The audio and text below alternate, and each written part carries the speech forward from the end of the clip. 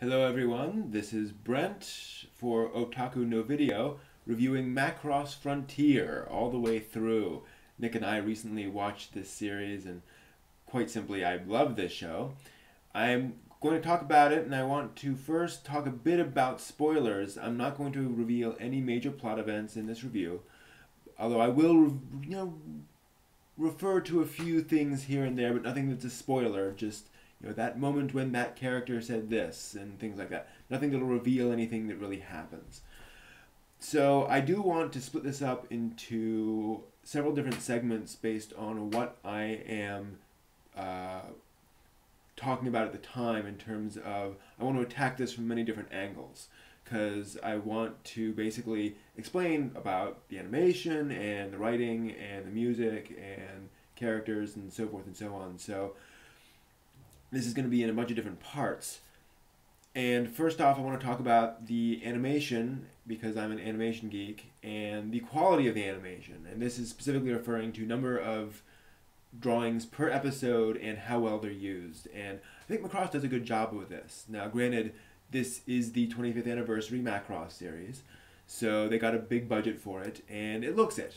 And the character animation's good, the action animation's really good. It's CGI for all of the mecha, and the character animation is just, well, I'll get to character animation in a bit, but in general, in terms of how much budget is spent and how good it looks good. I also appreciated the fact that even like in the dialogue sequences, the characters actually move during the dialogue sequences, and they turn their heads and so forth and so on. It just really helps a lot. Character animation wise, this is acting. How do the characters, what expressions are on their faces? Are they the typical anime expressions of surprise and horror and worry and those sorts of things, which we see that animation a lot. I think Frontier impressed me several times in showing very, very unusual but very real emotions in their characters. There's a scene later on where Ranka is talking with Alto one-on-one when Ranka decides to sort of go off for a while. And there's this sense of kind of wistfulness, not quite regret, but also determination in her. She definitely knows what she's about to do, but realizes the cost of doing that. Something we don't often see. There's a sequence with Cheryl and Alto in the, let's just call it the Japanese environment and traditional environment. There's this certain feistiness to Cheryl's character while also some depression and some darkness to it. And just the way she and Alto talk back and forth, it's kind of strained, and their expressions are just, there's pain there. And there's a lot going on there that, again, we don't typically see in character animation in anime or animation in general. Now, that said, what about like artistic appeal? How good does it look? I think this certainly looks at least above average. This is certainly a subjective thing. I've certainly seen ugly anime. This is not it. I've seen anime that I prefer visually, but I think like Ranka looks cute. Cheryl looks very appropriate to who she is. Alto looks right. Everyone looks right, and everyone's easy to look at, and that's just really nice to see, and kind of, I don't want to say rare per se, but it's nicely done. So moving on from animation, let's talk a bit about character development. This is one of those things that mecha typically doesn't do much of. The characters at the end are pretty similar to the characters at the beginning.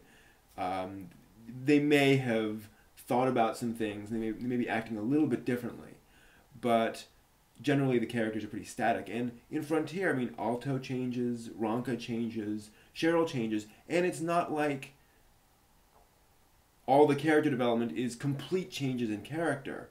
It's people going through very intense times in their lives and reacting to that and growing as a result, which again is wonderful to see and kind of rare in anime, at least on that scale of seeing the number of characters who change. Minor characters, same thing happens with them. In terms of overall plot development, again, I don't want to get into spoilers here.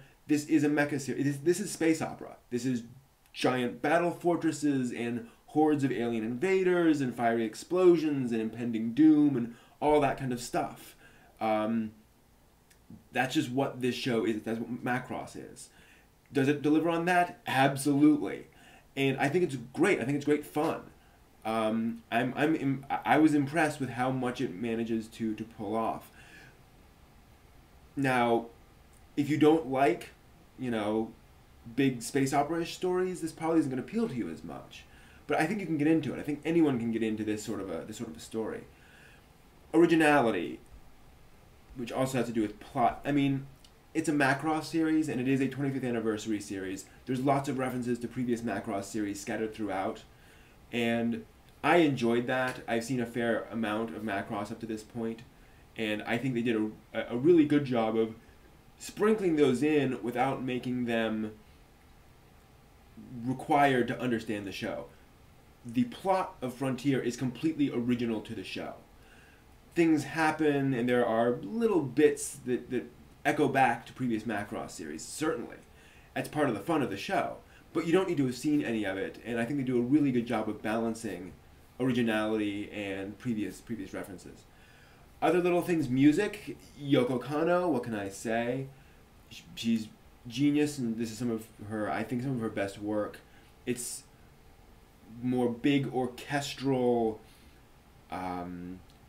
drums and trumpets and bugles kind of stuff. Very military. If you're familiar with Toshihiko Sahashi's work from Gundam Seed and Gundam Seed Destiny and Fullmetal Panic Second Raid, kind of similar to that in a lot of ways, but also similar to, say, John Williams in Star Wars, or even Yoko Kanno's own work in Turn A Gundam. Those sorts of aspects of being sort of big and bold and brassy, but also very lyrical and very movie orchestral in style. So overall, I loved it. I thought it was a really fun series. Do I have quibbles? Sure. Are there things I would have liked to have seen developed further? Are there things that I think I kind of dropped all the way through, which I would have liked to have seen? Sure.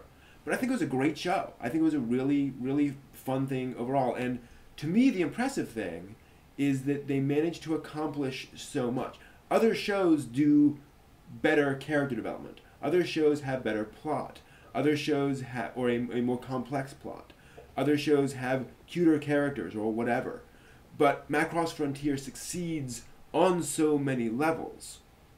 Perhaps not to that level as another show, but all these various things line up and make for just a show that I found just thoroughly entertaining, and that's rare enough.